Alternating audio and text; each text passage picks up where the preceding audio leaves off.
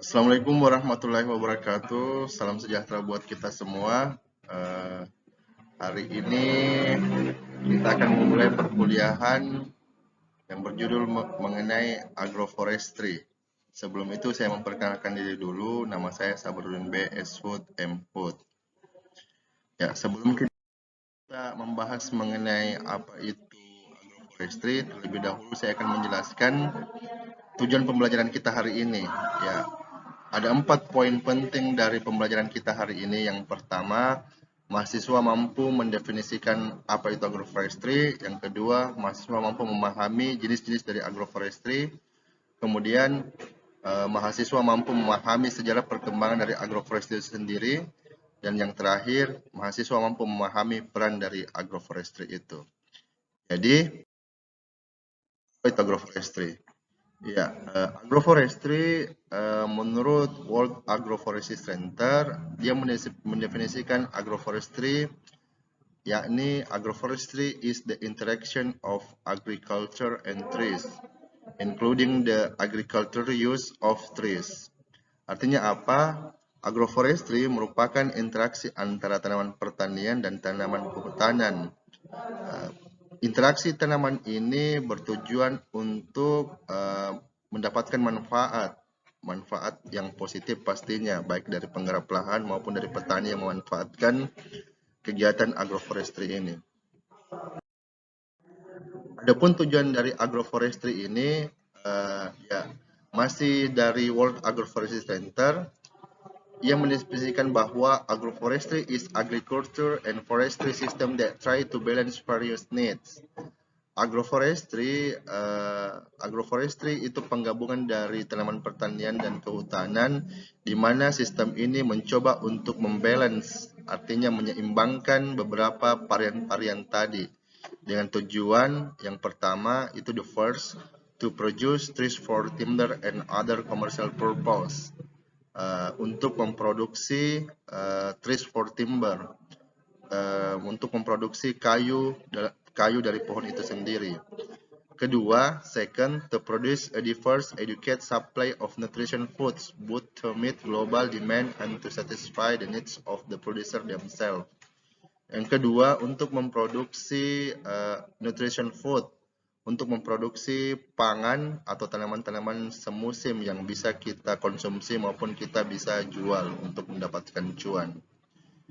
Terakhir, the third, to ensure the protect of the natural environment so that it continues to provide resource and environmental service to meet the needs of the present generation and thus to up.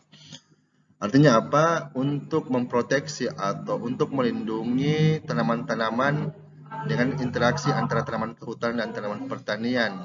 Karena hakikatnya agroforestry ini lebih menyerupai dari hutan alam itu sendiri. Artinya dalam hutan alam ada berbagai macam varian yang saling berinteraksi positif, sehingga hama-hama ataupun hama dari jenis tanaman tersebut bisa terlindungi dengan adanya berbagai macam varian jenis tanaman yang ditanam dalam satu areal tersebut. Seperti itu. Apa keunggulan dari agroforestry itu sendiri? Keunggulan dari agroforestry yang pertama, produktivitas yang lebih tinggi dibandingkan dengan monokultur. Kemudian diversitas yang lebih tinggi baik dari segi produk yang dihasilkan sehingga dari segi ekonomi dapat mengurangi risiko kerugian akibat fluktuasi dari harga pasar. Kemudian stabilitas pendapatan petani. Nah, di sini kita lihat dalam gambar ini ini merupakan jenis agroforestry. Yang ini merupakan jenis agroforestry sederhana, sedangkan ini merupakan jenis agroforestry kompleks.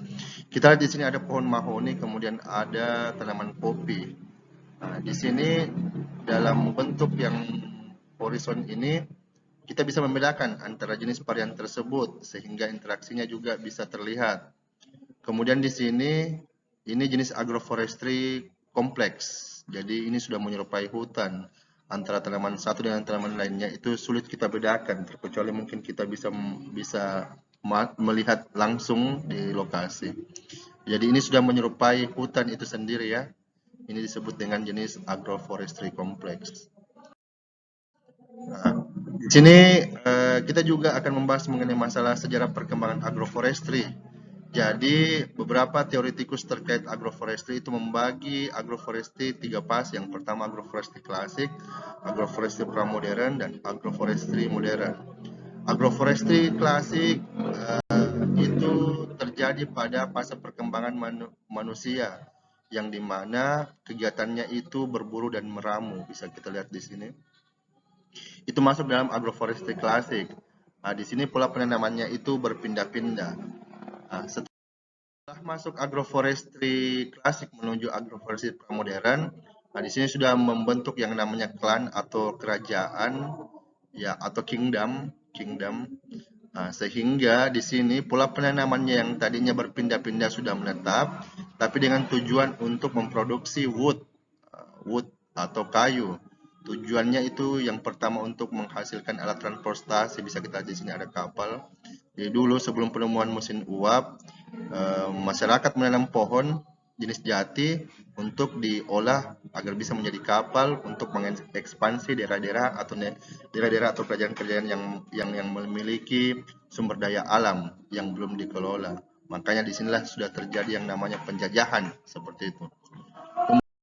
Kemudian kita masuk agroforestry modern. Nah, ini sudah terjadi negara-negara.